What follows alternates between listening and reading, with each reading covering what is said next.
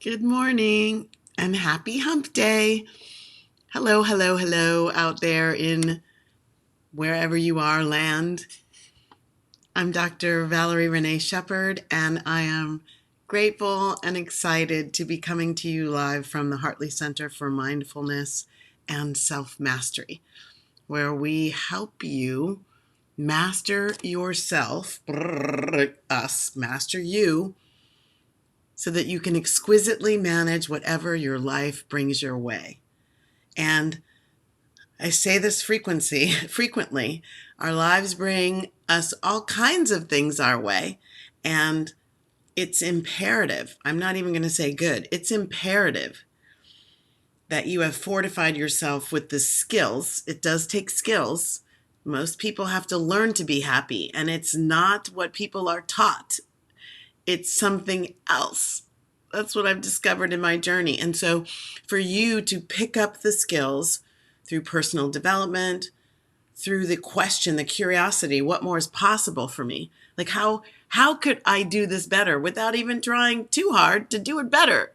Just be more, have more, contribute more, experience more juicy deliciousness in my life. What's holding me back? 9 times out of 10, when I'm working with my students and my clients, what we find when we ask that question, what's holding me back? It's us. It's us. That's why self-mastery became something really important to me, because I was able to see that, did I do that? Like, am I really the story behind this experience that I'm having, that I don't like, that I don't want, that I'm going, I'm lamenting? How is that even possible? How could that even be possible? It is. So that's what we work on with people. We help you see the magnificence in yourself. We help you understand how the world works. It works differently than you've been taught, I bet. Understand how the world really works. The third dimension and the other dimensions. What? Yes, the other dimensions. So that you can build, craft, create, experience, express the life that you dream of. Hallelujah. Amen. Let's get about some dream-like lives. Let's get about the juicy goodness. So I'm Valerie Shepard. I hope that you're coming here routinely to see the Hump Day Happy Chat. It's an effort in 25, 35 minutes a week to give you some nuggets, tips, tools, tricks, perspective to help you make different choices, for help you to even discern what the question is. What's the question? That's kind of a critical starting point. Many times in my life and in the lives of my students and clients, we find ourselves asking questions that's not the right question to be asking. Well, I won't say right or wrong. Let's say that's not the optimal question. So it's not going to get me to the highest level of service to what it is I'm here on the planet to do. It's not going to take me, answering that question doesn't necessarily take me as far as I'd like to go, as far as I'm capable of going. Like if we're here to reach our highest potential, maybe the questions we're asking are designed for something way smaller, way smaller. And so then we need to ask some new questions. And if you are here live, thank you so much for being here. Many blessings. Give us some feedback. How do you like it? What more do you need? If you're watching the recording, a replay, love it. Thank you so much for taking the time, making space for you. #replay. I'd love to hear from you. What other kinds of things you'd love me to address? But most importantly, I would love for you to acknowledge yourself for being here, for taking a few minutes out of whatever you might call your day to fulfill yourself, to breathe love and light into yourself. Hi, I see you. Thank you for being here. So today's topic that I put in the description, How do you biggie up your smalls? How do you biggie up your smalls? So I just want to make it crystal clear. I'm not talking about the rapper of the same name. The rapper. His name was Christopher George Latour Wallace, who went by the rap name Notorious B.I.G. or Biggie Smalls, and eventually was just called Biggie. He was a big rapper on the East Coast. He was part of the whole East Coast, West Coast rivalry between rap, and he was killed in a drive-by shooting way back in 1999. It's kind of sad, the number of profound artists in that genre and others who died so young. So the statement, when I'm asking you, how do you biggie up your smalls? I'm asking you, is your idea of yourself, is your dreamscape for your life as big as it can be? And are you bigging it up? Like, are you noticing where you might be playing small, where you are missing the beauty and the opportunity and the, like, come hither call from your own life, from your higher self, from the divinity within you? Where's that call coming from? It's coming from the you that knows you've got more coming than what you're doing and wants you to step in. Man, like, if there's nothing else I learned from my own journey, which I put in my book, is this. It's how to see ourselves not being our full selves, which is nothing good, bad, right, wrong. Doesn't matter. What matters is, when you wake up, first step in the living happy to be me process, wake up. Notice who, why am I here? How did I get here? Talking heads. This is not my beautiful wife. No, this is not the beautiful me. This is not the biggest version of the beautiful me. This is not the expansive version of the beautiful me. Like, what on earth more is possible? What more is possible for you, dear one? It's a beautiful question. Now, for some people, it's a scary question because it comes from the unknown. It also involves stepping into the unknown. It also involves leaving behind who we think we know we are. It involves a lot. So let's just break this down a little. So when I think of the statement, play bigger, just play bigger, it's a double entendre. So can you discern what the two meanings are? If you can, type them in the chat. Type in your little response, the two meanings of play bigger. I'm going to tell you, but you can type them in anyway. I love double and triple entendres. Play bigger. So on the one hand, it means play bigger than you're currently playing, what your field is. So maybe you're playing in a small field, like the field I'm playing is I'm a secondary school teacher. That doesn't mean that profession is small. The question is, what are you doing with your profession? Do you have a blog to go alongside that history class that you're teaching that actually takes it out of your classroom and builds it into a much bigger classroom where you can influence the hearts and minds of students all over the world? Do you organize experiments and trips that bring history to life in a bigger way than a textbook and a couple of book reports? Again, nothing is bad or wrong. Everything is very, very right.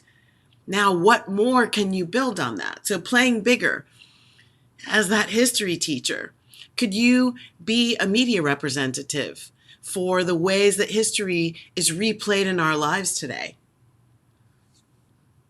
Are you looking for opportunities? Have you submitted to Nickelodeon your concept for a new show, a reality-like show that helps young people learn more about facts that are in history and facts that are missing from history? Wow, like What's your field of play? And in expanding your field of play, maybe the boredom that you're feeling as you march toward retirement under the structures of this teaching credential, maybe you're actually even moving in advance to what might be next, to what might be calling your brilliance to be expressed. Are you playing small, and can you biggie up that version of small that you're doing? I wonder. How? I'm going to say the answer is always yes. Ha ha ha. It's always yes. There's always more possible. And then it's just a matter of, what am I hearing? What am I discerning? What wants to move in me, as me, through me, for me? Beautiful questions. So the next playing bigger, the other side of playing bigger is play bigger than just you.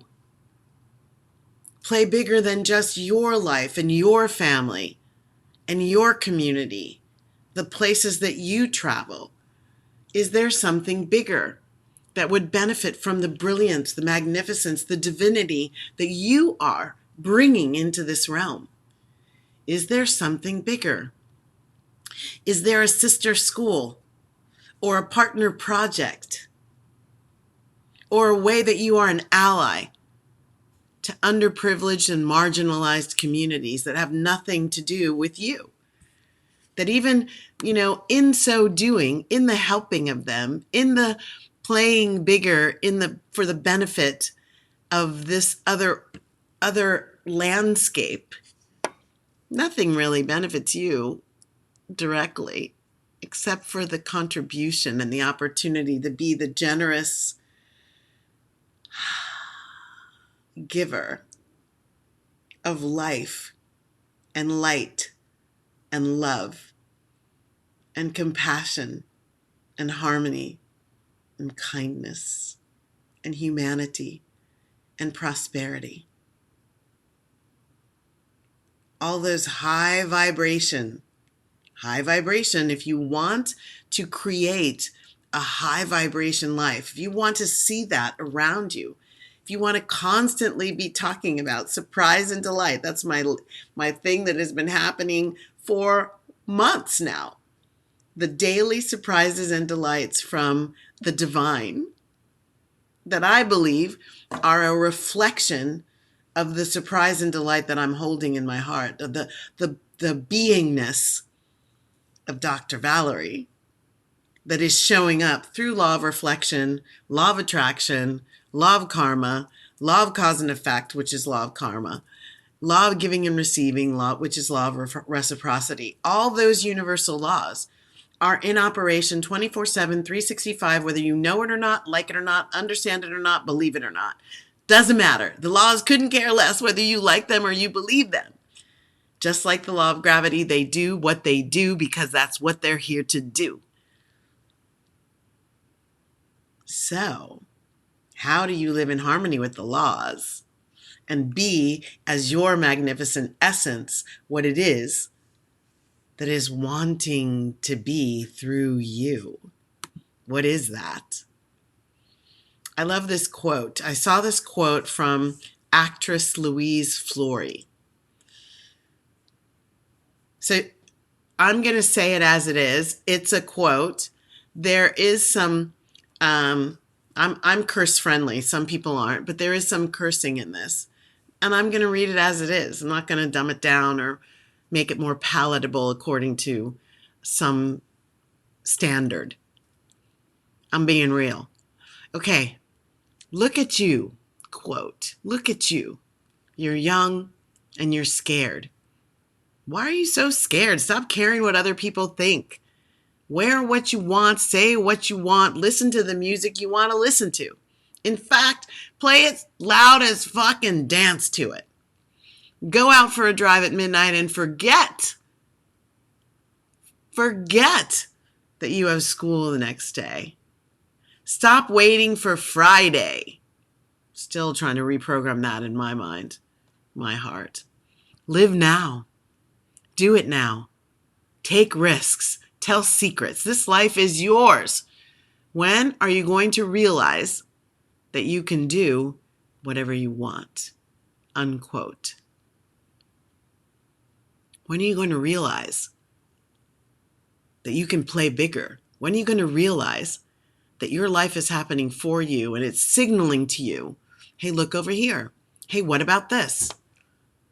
When are you going to realize that when you say yes to the calling of your life backs that yes up in ways that are surprising and delightful all the time? Surprising and delightful all the time. Make no mistake. Why do I invite and encourage you to biggie up your smalls? Because there is no passion. There is no bliss. There is no fulfillment, the ultimate fulfillment that makes you go, oh my God, this is so amazing. It's so amazing. Like brings tears to your eyes, streaming down your face. It's oh my gosh, thank you, thank you, thank you. It's so amazing. There is none of that to be found in playing small. Beep. In settling for a life that is less than the one you're capable of living. The one you're capable of living is your highest potential. And you can't really know it until you keep pushing the outer edge. You keep leaving your comfort zone. Whoop, take some risks. Whoop, take some risks. Push the edge, push the edge, push the edge, push the edge, push the edge. Get on the cutting edge of your own experience. The cutting edge of your own ability to create, to design, and then create after the design. Come on, people. It's time to biggie up your smalls. And this is a perfect time. We're entering the last bit of this year. You're in the fourth quarter now. We're deep into it. This is a perfect time to ask yourself, how do I step change? How do I step change from the life I'm leading and living into something even more? What more is possible? That's the question. Open-ended, not really focused on the how. How do I do it better? No, that wasn't the question. The question is, what more is possible from me, as me, through me, and to the world? What more is possible?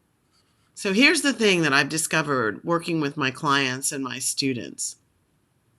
Most of us, and also working with myself, right? Most of us aren't even aware that we're playing small. I had no idea how small I was playing. There's not really a universal way that it's done. I don't think any of us are taught to play small using that language. We are taught a lot of things that are a part of playing small. We are taught to be careful of who we say things to, especially if we're from marginalized communities. We learn to be a lot less offensive to the majority community. We don't want them to see us as a problem child. For me, I was always worried about being labeled, labels that come along with being a Black female in 60s, 70s, 80s America, and in 2020, in the 20s. A lot goes along with certain identities, especially the ones that you cannot just change. I can't take off my skin. And so there are ways that I was taught by my ancestors to not be offensive to the predominant community everywhere I went, which was white people. To how to fit in to the structures of the society in which I was playing and moving and wanting to be free and wanting to express and wanting to contribute my brilliance. We all want that. Think deep down. Allow yourself to touch your heart way down below it. In your solar plexus, in your second chakra, in your base chakra, there's a desire there. There's a bubbling up there that's calling you into some place that's even bigger. So there's not one way that we do it. But I don't have data to prove this. I just venture a guess based on my anecdotal data throughout 35 years of working with different people and what's been going on in my life, that we play small without even knowing it. We play small and we actually call it big. So here are a couple characteristics that I discovered in my own life. I got into this rhythm of the same routine day in, day out, and I was settling for it. I was accepting for it. I was accepting it as though it was the most I could do, and I should be grateful. And I do agree with you have to love what you have in order to create more than that. Love what you have in order to create more. That's called gratitude. Gratitude is a baseline from which all kinds of things can come in. When we just lament what we have, we're creating more of what we don't want. So I do believe we have to see the brilliance in even the playing small that we've been doing as we build it up. But I was in the same routine, and then I would have little bleeps of woo, which might be a trip, might be a great dinner, might be a great date, might be some great lovemaking. And then it would be like, woo! And I would try and ride the wave of that. Woo! I'd try to ride the wave of that until the next point. So I had the same routine and it really didn't light up my life. And I was looking for these little blips. These little blips. Talk about that in my book. The false elixirs of feel good is what I called them. Really awesome stuff, man. I had some really awesome stuff and I still do. I always have. I've always been blessed and supported. So have you. Just have to look at it. But those weren't sustaining me because they were few and far between and I wanted every day. Thank you very much. Here's another thing, a characteristic of my playing small. I had a feeling that I was lost relative to where my true place in the world. And I don't mean lost like wandering in the desert, not knowing where to go, which way to go, right, left, up, down. No, it was sort of like, this isn't it. I felt like I had arrived and still I looked around and went, okay, wait, this is not it. I never felt like my life was my life. I kept asking the question, why is my life my life? Is this it? Is this it? What the? There was this undeniable feeling. So we're on number 3, an undeniable feeling that I really couldn't put my finger on, but I had a gut instinct saying something wants me to be more. Something wants me to be more. What is that? Who is that? Where is that? Why is that? This instinctual feeling that you can't quite articulate. Maybe you don't even talk to anyone about it, even to say, I can't articulate this, but I feel a calling. What are your signs? Do you have signs? Have you noticed signs of your playing small in your own life? There's nobody who's being hurt by that more than you.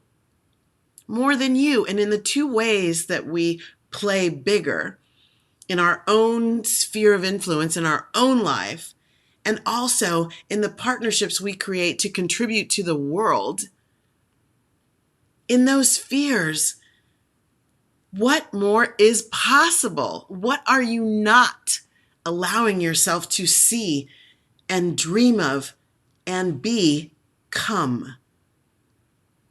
How are you not breathing life into you? Into you. You are calling you. I used to talk about, I knew my heart was calling me, and I just didn't listen. I was afraid of stepping too far out of my box. I was afraid of getting my wings clipped. That somehow, somewhere, I would make someone upset by who I was being and how I was being it. And they would be a person or people or group or institution in power with some very strict ways of being, and I would make it loud and clear that I wasn't one of them and I didn't fit in. And that scared me. That scared me. In the history that my family comes from, standing out in a negative way got you some really bad consequences. Could have cost you your life. And so I was conditioned and epigenetically passed down this idea of shrinking so that my magnificence doesn't make someone else uncomfortable. But not for long and not forever. Ha ha ha. And now I'm on a new journey. I'm on a new journey, which is about how much more is possible with me. How much more growth? How much more can I release? How much old pain, shame, guilt, blame, resentment, anger? How much more of that can I discover in my archaeology of the self? This is what self-mastery is about. How much more can I become aware of? And can I release, forgive, and allow myself to spiral up? How much more can I lighten up so that I can soar into the life that is really meant for me? How much more? How many more risks can I take? I'm taking some big ones right now. You'll hear about them. I'm taking some big ones. They scare me. And I feel great being scared these days instead of running back from the fear. I'm kind of like, okay, well, it must be great because there's a lot of fear here. So how do I lean forward as me, make love to that fear, and keep on going? Keep on going, propel myself forward into the biggest version of my bigging up my smalls possible. And guess what? It's a forever game. There is no end to the possibilities you can create when you ask yourself with true open-hearted curiosity, what more is possible? What more is possible? Can I be more, do more, have more, contribute more? How? Show me, angels. Show me, higher self. Show me, God, which way allows me to reach my highest potential, which is definitely playing bigger than today. Wow. And this is a calling that's going to be coming from your heart. You may think you're hearing it in your head. Probably not. My experience and understanding and data shows the head is really powerful for certain parts of what we do. The head is very powerful in concert and in service to the more powerful diagnostic, more powerful GPS system in your life, which is your heart wisdom. If you go to my book, there are a few pages that tell you how you can see whether you're getting wisdom and guidance from your heart or from your head, and how to quiet the head and pull it into entrainment with the heart. That's a heart math term, heart entrainment. You pull it into entrainment with your heart, and you leverage its power in service to your ultimate desires. Wow. It's awesome, and it works. So here are a couple things, some guidance for you as you're bigging up your smalls. Number one, quit comparisons. Beware of comparisons. Even when you look at people who are doing it, like a lot of leadership training will say, find someone who's doing what you're doing and like mimic them. That could help you. It could also hurt you. If you're one who often compares yourself to other people and just sees that you're not enough compared to them, they're the same age as I and they're doing so much more. Blah. I did that. Still do it. And then I wake up. Snap myself out of it. But beware, do not compare yourself to others. Make your own lane. Discover your own path. And on that path, the only person you really need to be better than is the person you were a few minutes ago, a few hours ago, yesterday, last month, last year. Just plus up you being you. So forget comparisons while you're on this path to biggie up your smalls. The next one, never settle for less than what you want. Keep going for what you want. Well, I asked for this and this showed up, so I just kind of figured that was all I was supposed to get. No, no, no! Stop it! I asked for this and this showed up. Hello, this. What exactly are you doing here? Because I asked for that. So, do you have something to teach me about the way I'm asking or who I'm being on the journey to having that? Tell me, teach me, expand me, show me, dance with me, enlighten me. Thing that I'm not sure I want and I don't understand why it's here. Open me up to see the brilliance in your showing up in this particular moment. What more is possible when I embrace what I don't want and see what's in it for me that it came here the way it did at this particular time on my timeline to my magnificence. Don't settle. You are the wizard of your wowee. You are the wizard of your wowee. If you have less than what you want, suit up, grab your wand, and create your treasure hunt adventure that takes you there and go step by step. And each corner, each turn, each lean back, each lean forward, see what messages your life is bringing to you. Your life is happening for you, not to you. And so when you can embrace it, even when it's like, what the heck is this? I guarantee you there was nothing in me that I was consciously doing, wanting, aspiring toward that included a brain hemorrhage. I guarantee you that wasn't in my plan. And so how I do really believe that the way I've embraced and interacted flowed with the dynamics, haven't always flowed. There have been really good, bad. There have been really bad and ugly days, and I own all of them. I own them because I'm still growing. But how can you love it, and learn in it, as it, while you're doing it? Suit up and get on your treasure hunt adventure and see what your life has to say to you. Listen, discern. Number 3, deepen your connection to this innate place of worthiness in you, deservingness in you. Many of us may not know it's there because we've been conditioned in a different sense. Even religious practices in some ways can grow in us an idea that we are unworthy until we've done some works, until we've proven ourselves over and over. And we prove ourselves, and I used to feel like it felt like the goalpost got moved. I hated that.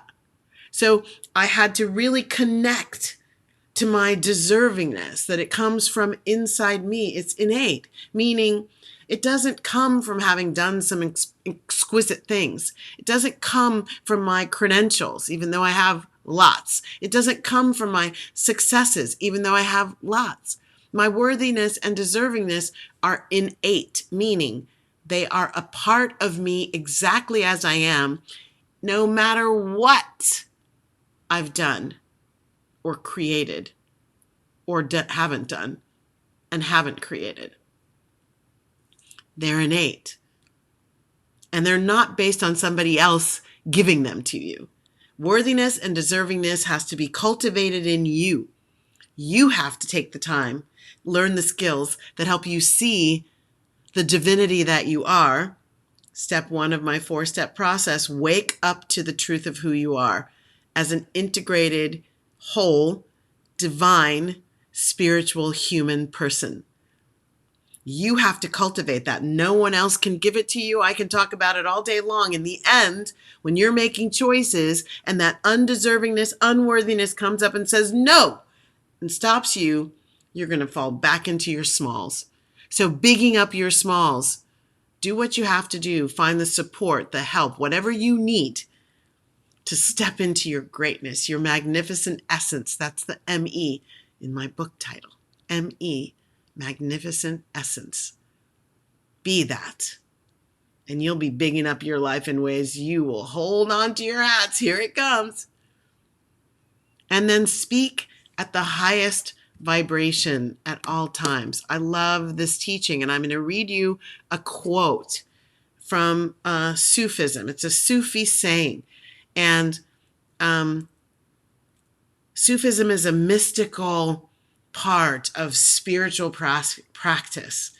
In my course at the University of California, Irvine, the last day of class, we did a Sufi dance to anchor in the idea of loving each other no matter what. And I love Sufism. I love this quote about your word. Speak before you speak. Let your words pass through 3 gates. At the first gate, ask yourself, is it true? At the second, ask, is it necessary? And at the third gate, ask, is it kind? Before you speak, let your words pass through 3 gates. At the first gate, ask yourself, is it true? At the second gate, ask yourself, is it necessary? And at the third gate, ask yourself, is it kind? Your word is energetic, vibrationally powerful in the universe, and it calls forth its match. So if you're speaking untruths routinely as a way of winning,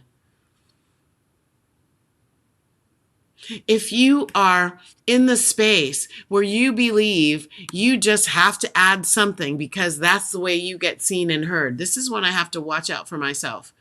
Is it necessary that I add on to that brilliance that just came out of someone else's self?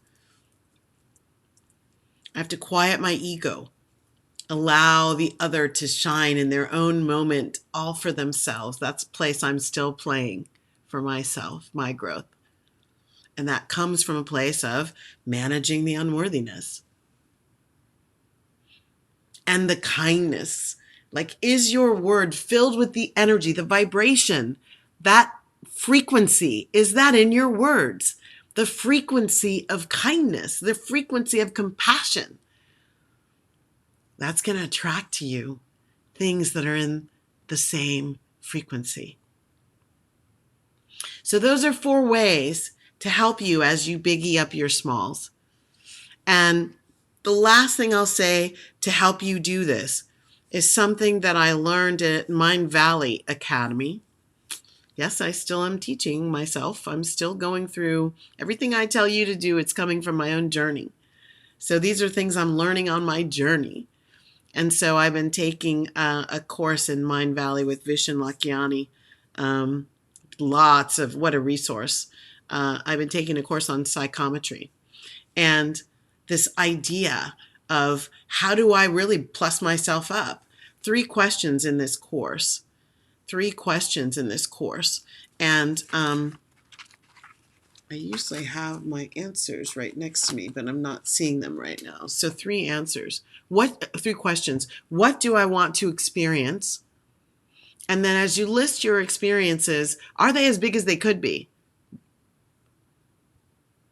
Are they as big as they could be? What do I want to experience? How do I want to grow? How do I want to see myself, be myself at a higher level? What's the growth? And what's bigger on that growth? It's not necessarily about getting a credential, getting certified in something. might be just immersing yourself in it for a little bit. It might be taking yourself out of your life and going to do something radical, radically different. Like me. I'm a recovering corporate executive on radical sabbatical. And then last, what is mine to contribute? What is mine? What came in me that is uniquely me that nobody else on the planet can contribute exactly as me? What is mine to do? And how do I biggie that up? How do I biggie that up? What do I want to experience? Blow it out. How do I want to grow as me? Blow it out. And how do I want to contribute? Blow it out. Excuse me. So that's it for this week's Hump Day Happy Chat. How do you biggie up your smalls? Biggie up your smalls. Can you biggie up your smalls, people? The world needs it. And so do you.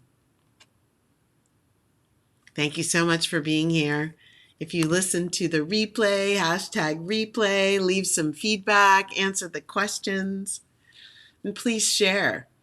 I guarantee you, within your sphere of influence, a quick, hey, you know what? I was listening to this and it really gave me some cause for pause and I'm sharing it. You can be the gift that someone else really needs right now, that pulls them out of their stress and their anxiety and their overwhelm, takes them away from whatever might look like suicidal ideation.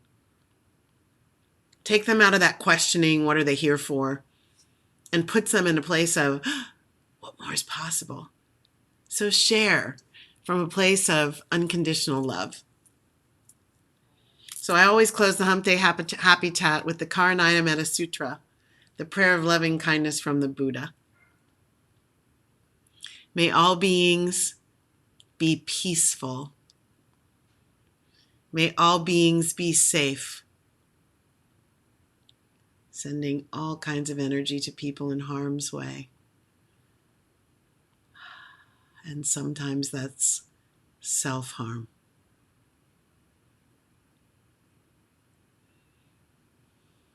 May all beings be happy. May all beings awaken to the light of their true nature. And I guarantee you, in the light of your true nature, when you are being that, you are bigging up your smalls. May all beings awaken to the light of their true nature, and may all beings be free, emotional freedom, free of the anchors from your past, from your ancestry that are holding you back. Lighten up, let them go, and get on with bigging up your smalls. Many blessings. Thank you so much for being here. I'm Dr. Valerie Renee Shepard, signing off of the Hump Day Happy Chat from the Hartley Center for Mindfulness and Self-Mastery. Bye now.